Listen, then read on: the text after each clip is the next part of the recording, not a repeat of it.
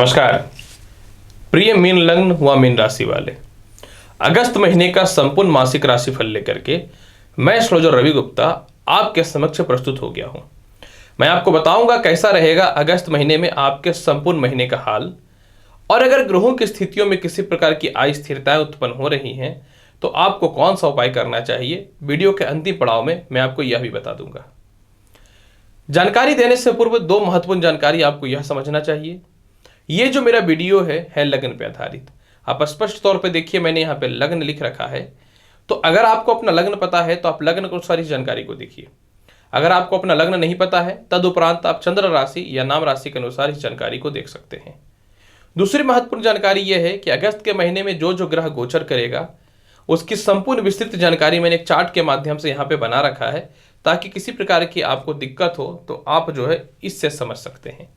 तो चलिए मीन लग्न वाले प्रारंभ करते हैं, कैसा रहेगा अगस्त महीने में आपके कर्म क्षेत्र का हाल। देखिए मीन लग्न वाले, आपके कुंडली में कर्म क्षेत्र का मालिक लग्नेशी होते हैं, यानी बृहस्पति होते हैं। बृहस्पति गोचर में ऑलरेडी देखिए वक्र अवस्था में कुंभ राशि में चल रहे हैं। बृहस्पति गोचर में वक्री हैं, अर्थ यह होता है कि कोई भी ग्रह जब वक्री होता है तो प्रॉपर फल नहीं देता है, क्योंकि वो पीछे की ओर जाता है तो एक घर पहले के फल को भी प्रदान करने वाला होता है। परंतु अगर कोई ग्रह रेट्रोगेट हो जाए और उसके परम मित्र उस पर दृष्टि डाल दे तो उस ग्रह के प्रभाव में वृद्धि होना चालू हो जाता है। और यही चीज जो है आपके जीवन में अगस्त के महीने में देखने को मिल रहा है। कर्म क्षेत्र के मालिक के ऊपर जो है मंगल की जो है 7वीं दृष्टि पड़ रही है। इसके अलावा जो है दृष्टि तो 11 अगस्त तक शुक्र का भी बृहस्पति के ऊपर पड़ेगा, लेकिन बृहस्पति और शुक्र में समगृह संबंध होता है। तो जिसका अर्थ यह होता है कि अगस्त के महीने में मंगल बृहस्पति को बल देने वाला है। दूसरी महत्वपूर्ण जानकारी यहां पे यह भी है कि 17 अगस्त से जो है सूर्य भी सिंह राशि यानी अपने कारकतत्व शुभ राशि में आ जाएंगे, और ये भी जो है सीधी दृष्टि जो है बृहस्पति के ऊपर डालेंगे। तो अर्थ मैं समझाता हूं, क्योंकि 9 अगस्त से जो है आपके जीवन में बुध भी जो है ये अपने षष्ठ स्थान पे आ जाएंगे, और ये भी जो है बृहस्पति के ऊपर अपनी 7वीं दृष्टि डालेंगे।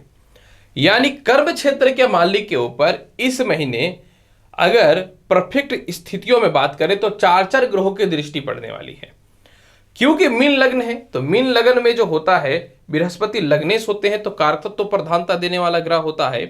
तो जिसका अर्थ यह है कि आपके जीवन में जो है 9 अगस्त तक कर्म क्षेत्रों में विशेष वृद्धि देखने के योग बनेंगे। 9 अगस्त तक परिस्थितियों में बहुत ही अच्छा सुधार रहेगा। सीनियर अधिकारियों से तालमेल ठीक रहेंगे। बुरे से बुरे परिस्थितियों में आपको दिक्कतों का सामना नहीं करना पड़ेगा। परंतु 9 अगस्त से लेकर के 17 अगस्त तक मंगल और बुध की युति हो जाएगी, क्योंकि 11 अगस्त को तो शुक्र छोड़ देंगे सिंह राशि को, वो कन्या राशि में चले जाएंगे, लेकिन 9 अगस्त से मंगल के साथ बुध की युति हो जाएगी। मंगल और बुध की युति तो ठीक नहीं होता है। तो 9 अगस्त से 17 अगस्त तक, क्योंकि जब तक सूर्य जो है सिंह राशि में नहीं आ जाएंगे, तो 9 अगस्त से 17 अगस्त तक जो है आपको कर्म क्षेत्रों में थोड़ी बाधा है, क्योंकि दृष्टि संबंध और लग्न के स्वामी पे 7वीं दृष्टि बुध का भी पड़ेगा, और ऊपर से दोनों शत्रुगत स्थितियों में रहेंगे। तो 9 अगस्त से 17 अगस्त तक कर्म क्षेत्रों में थोड़ी दिक्कतें आएंगे। 9 अगस्त से 17 अगस्त तक अपने सीनियर अधिकारियों से तालमेल अच्छे बनाकर रखिएगा, और बुरे से बुरे परिस्थितियों में भी अपना आत्मविश्वास मत खोइएगा। इसके बाद देखिए क्या होगा। 17 अगस्त से सूर्य अपने कारकतत्व राशि सिंह राशि में प्रवेश करके 7वीं दृष्टि से बृहस्पति को देखना चालू कर देंगे। यानी 17 अगस्त से पुनः आपके कर्म क्षेत्र का मालिक जो है प्रभावशाली होगा, लग्न क्षेत्र का मालिक प्रभावशाली होगा, जिसका तात्पर्य सीधा सीधे यही होता है कि आपका 17 अगस्त के बाद न कर्म क्षेत्रों में विशेष तरक्की के रास्ते खुलने लगेंगे, हर मामलों में सफलता प्राप्त होने लगेंगे। अगर हम लोग चर्चा करेंगे कि धन की स्थिति यानी आय की स्थिति कैसी रहेगी, तो देखिए मीन लग्न व राशि वाले, आपके आय के मालिक जो है फिर वर्तमान समय में शनि है, और धन के मालिक जो है मंगल है। अब यहां पे एक तात्पर्य समझना है जो सबसे महत्वपूर्ण बात है। आय स्थान पे सूर्य की भी दृष्टि है, आय स्थान पे बुध की भी दृष्टि है। मीन लगन में शनि जो होते हैं वो आय के और द्वादश स्थान के अधिपति होते हैं, जिसका अर्थ यह होता है कि जब द्वादश अधिपति कोई भी ग्रह हो जाए तो वो शुभ फलदायी नहीं होता है। परंतु देखिए यहां पे क्या होगा, जो सबसे महत्वपूर्ण बात है, क्योंकि मीन लगन में सूर्य जो है लग्नेश के परम मित्र होते हैं, तो आपके जीवन में 17 अगस्त तक सूर्य कंटिन्यू आय स्थान को देखेगा। जहां पे वक्री शनि आय में कमी कर रहा था, तो 17 अगस्त तक सूर्य जो कंटिन्यू आय स्थान को देखेंगे, तो 17 अगस्त तक आय में विशेष वृद्धि के रास्ते खुलते हुए दिखेंगे। 9 अगस्त तक बुध भी जो है अपनी मित्रगत राशि और मित्रगत ग्रह को देखेगा, तो ऐसे भी लाभकारी हो जाएगा। यानी क्योंकि 9 अगस्त तक बुधादित्य योग है और एक बुधादित्य योग का आय स्थान पे दृष्टि चल जाना बुरे से बुरे परिस्थितियों में आपके जीवन में धन की कमी, आय की कमी नहीं होने देगा। लेकिन 17 अगस्त के बाद फिर क्या होगा कि आपकी कुंडली में आय के अधिपति जो रह जाएंगे, मैं कह सकता हूं वो शनि ही रह जाएंगे, और कोई भी ग्रह का बल नहीं मिलेगा, लेकिन राहु का बल अवश्य मिलेगा। जिसका अर्थ क्या होता है, क्योंकि राहु नौवीं दृष्टि से आय स्थान को देखेगा, जिसका अर्थ ये होता है कि बुरे से बुरे परिस्थितियों में आपको धन की कमी तो नहीं होगी, लेकिन अचानक जो आपके पैसे फंसे हुए हैं या आप पैसे को सेविंग मोड पे लाना चाहते हैं, पैसे वगैरह सेव होंगे कि नहीं, इसकी चर्चा करेंगे। तो देखिए धन स्थान का मालिक जो है निश्चित तौर पे अपने कारकतत्व स्थान छठे घर पे बैठा हुआ है। यानी अगस्त के महीने में आपके फंसे हुए पैसे भी निकल जाएंगे, अगस्त के महीने में अचानक धन की प्राप्ति भी हो जाएगी, आप कुछ न तो कुछ पैसे भी सेव करने में सफलता की ओर चले जाएंगे।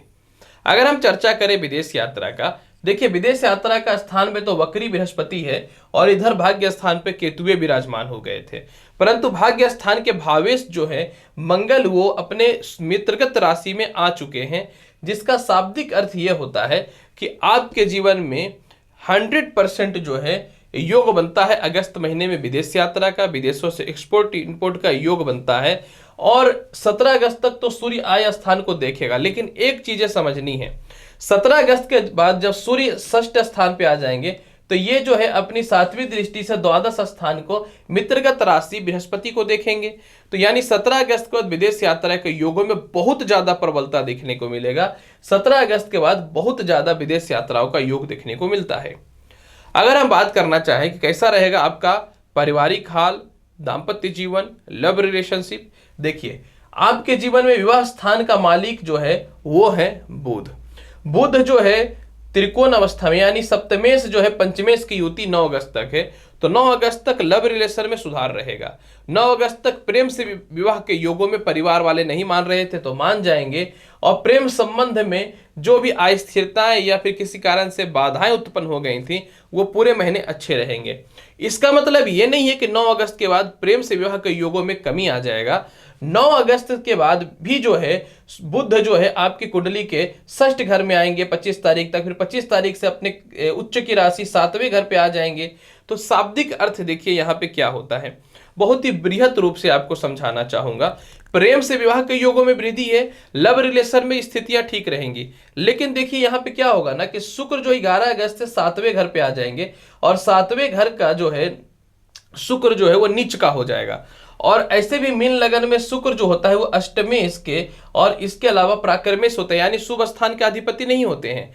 तो 11 अगस्त के बाद शुक्र जो है दाम्पत्य जीवन को थोड़ा डिस्टर्ब करेगा, पत्नी से थोड़े से वैचारिक मतभेद की स्थितियों को बढ़ाएगा। ऑलरेडी देखिए राहु 5वीं दृष्टि तो डाल के ही रखा हुआ है दाम्पत्य जीवन को, जो सोच लिया है कि हम कहीं का नहीं रहने देंगे। तो 11 अगस्त से 25 अगस्त तक आपको दाम्पत्य जीवन में दिक्कतों का सामना करना पड़ेगा, जीवन साथी से थोड़े मतभेद होंगे, परेशानियां आएंगी, विवाह सेट होते होते दिक्कतों का थोड़ा सामना करना पड़ेगा। लेकिन पुनः जो है बुध जो है वो आ जाएंगे 25 अगस्त को कहां पे 7वें घर में, तो शुक्र के साथ नीच भंग राजयोग और लक्ष्मी नारायण योग की स्थिति उत्पन्न हो जाएगी। तो यानी तात्पर्य यही है कि 11 अगस्त से 25 अगस्त तक दाम्पत्य जीवन को बचाना है। 25 अगस्त के बाद दाम्पत्य जीवन में हर मामले में सुधार हो जाएगा, जीवन साथी से मिसअंडरस्टैंडिंग से लेकर जो भी प्रतिक्रियाएं अशुभ हो रही थी सभी ठीक हो जाएंगी। चर्चा करेंगे कैसा रहेगा आपके जीवन में रिश्तेदारों में आपके भाई बहनों का हाल। देखिए राहु तृतीय घर में बैठा हुआ है अपने मित्रगत राशि में, तो छोटे भाई बहनों को भरपूर आप सपोर्ट कर रहे हैं, यहाँ कोई शक नहीं है। लेकिन 11 अगस्त तक छोटे भाई बहनों से तालमेल जो है आपके बहुत अच्छे नहीं रहेंगे। 11 अगस्त के बाद जब शुक्र आपकी कुंडली में निचस्त हो जाएंगे, इसके बाद भी तालमेल देखिए बहुत अच्छे नहीं रहने वाले रहेंगे। मैं बहुत ही क्लियर बताना चाहता हूं। परंतु एक बात है कि आपके जीवन में जो है बड़े भाई बहनों से तालमेल जो है 17 अगस्त तक भी बहुत बढ़िया रहेगा, इसके बाद भी बहुत अच्छा रहेगा। रिश्तेदारों के पास कुछ पैसे फंसे हुए या आप दे रखे हैं या छोटे भाई बहनों को पैसे दे रखे हैं जो रिटर्निंग नहीं मिलने की कगार पे है, तो 25 अगस्त के बाद रिश्तेदारों से और भाई बहनों से पैसे का संजोग अच्छा मिलेगा। संतान की तरक्की, माफ करेंगे, भाइयों की तरक्की के रास्ते भी 25 अगस्त के बाद से ही प्रारंभ होगा, जब शुक्र के और बुध के साथ नीच भंग राजियों के साथ लक्ष्मी नारायण योग की स्थिति उत्पन्न होगी। अब हम चर्चा करना चाहेंगे संपत्ति का हाल कैसा रहने वाला है। देखिए, संपत्ति कारक तत्व स्थान का लॉर्ड तो आपकी कुंडली में बुध है और 14 अगस्त से बुध अस्तगत थे तो उदय भी हो जाएंगे। और बुध जो है पंचम, षष्टम और सप्तम घर में जो है मंगल अगस्त के महीने में गोचर करने वाले रहेंगे। तो जिसका शाब्दिक अर्थ यही है कि अगस्त के पूरे महीने में आपको संपत्ति का लाभ देखने को मिलेगा। भौतिक सुख सुविधाओं की वस्तुएं आप परचेज करिएगा। माता पिता दोनों से तालमेल आपके अच्छे रहेंगे। पूरे महीने का हाल बहुत ही अच्छे रहने वाला है, यानी आपके पुराने लिटिकेटेड प्रॉपर्टी भी बिक जाएंगे, आपके जीवन में नए अपॉर्चुनिटी भी आ जाएंगे और अपने घर का या वाहन का सुख तो 100% आपको मिलेगा। मीन लग्न व राशि वाले। अगर हम चर्चा करना चाहें कि संतान और शिक्षा का हाल कैसा रहेगा, देखिए संतान कारक तत्व तो स्थान पे सूर्य और बुध जो है ये विराजमान है। बुधादित्य योग का फल है, जिसका अर्थ यही होता है कि आपके जीवन में पूरे के पूरे महीने जो है संतान की स्थिति अच्छी रहने वाली है। परंतु 17 अगस्त तक संतान का तरक्की का रास्ता खुल जाएगा।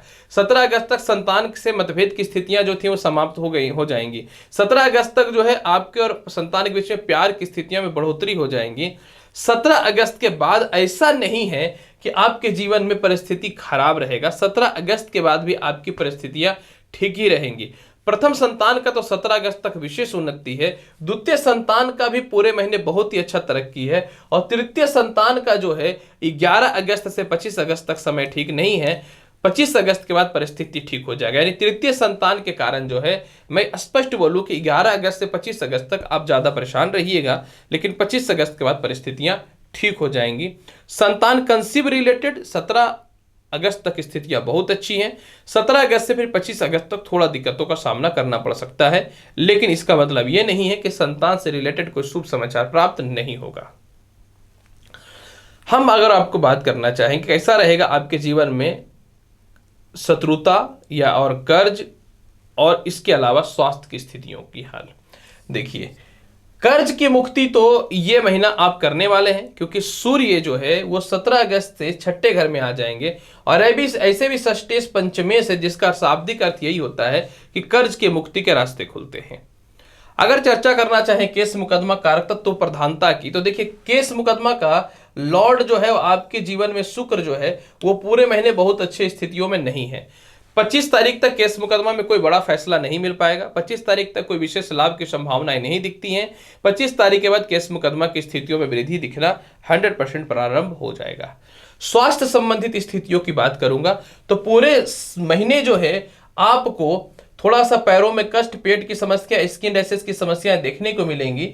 इसके अलावा जो है आपके जीवन में जो है केतु जो है पंचम स्थान पे बैठे हुए हैं और केतु जो है बहुत ही प्रबल पोजीशन पे है, तो आपको थोड़ा मानसिक तनाव देखने को मिलेगा पूरे महीने, क्योंकि लग्न को केतु तो अवश्य देख रहा है, शनि भी देख रहा है। लेकिन एक चीज यहां पे समझना है कि आपके जीवन में 11 अगस्त के बाद जब शुक्र भले ही नीच के हो जाएंगे, जो मैंने बोला कि यूरिन इन्फेक्शन, पेट की समस्या उत्पन्न करेगा, लेकिन लग्न को देखेगा तो 11 अगस्त के बाद मानसिक शांति तो मिलने चालू हो जाएंगे, लेकिन हेल्थ इश्यू पेट संबंधित रह जाएगा। पूरे महीने क्या करना चाहिए, देखिए पूरे महीने अगर परिस्थिति को ठीक करना है तो पूरे महीने जो है आपको सर्वप्रथम क्या करना है कि लक्ष्मी चालीसा का पाठ पूरे महीने करिए, दुर्गा चालीसा का पाठ पूरे महीने करिए। पूरे महीने प्रत्येक दिन माता दुर्गा को या माता लक्ष्मी को लाल पुष्प अर्पित कीजिए, किसी भी चीजों का हो सकता है। गुलाब फूल की अगरबत्ती पूरे महीने आप पूजा स्थान पे जलाइए, बेहतर रहेगा। और पर डे घर से निकलने से पूर्व सर पे गंगा जल अवश्य छिड़किएगा। पूरे महीने कोशिश कीजिए कि आप सफेद रंग का ज्यादा से ज्यादा प्रयोग करने का। प्रिय दर्शकों, अगस्त महीने का मीन लग्न और राशि वाले, आपके जीवन का संपूर्ण वृत्तांत मैंने बताया है। उम्मीद करता हूं बताई गई जानकारी से पूर्ण रूपेण संतुष्ट होंगे। तो आप मेरे चैनल पर नए हैं, चैनल को लाइक करिए, शेयर करिए, सब्सक्राइब करिए। मिलेंगे अगली वीडियो में और महत्वपूर्ण और ज्ञानवर्धक जानकारी के साथ। तब तक के लिए नमस्कार, अच्छे से रहिए, धन्यवाद।